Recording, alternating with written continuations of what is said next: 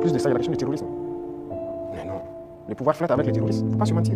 Attendez, croyez-vous vraiment que peut-être l'armée ivoirienne est tellement surpuissante que quand les terroristes les voient seulement, ben écoutez, cela ne faut même pas les toucher, quoi que ce soit. Vous croyez à ça? Ils sont tellement plus puissants que les 3 armées de l'AES. C'est fou. Il y a un pacte de non-agression. Et quand il y a un pacte de non-agression, on devient une base arrière. Et tout ça, ça m'inquiète justement.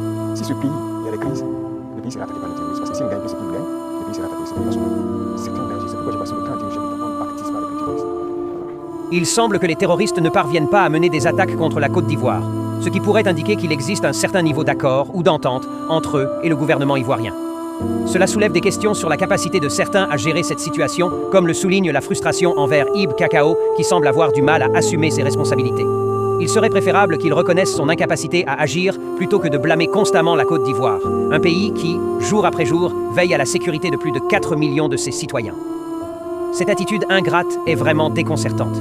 Les efforts déployés par la Côte d'Ivoire pour protéger ses ressortissants méritent d'être reconnus et appréciés. Au lieu de critiquer, il serait plus sage de faire preuve de gratitude envers un pays qui se bat pour la sécurité de tous. La Côte d'Ivoire se tient forte contre les menaces extérieures et il est crucial de soutenir cette nation dans ses efforts. Vive le Prado et vive la Côte d'Ivoire, qui continue de lutter pour le bien de son peuple. Ado, il est temps de faire preuve de solidarité et d'unité.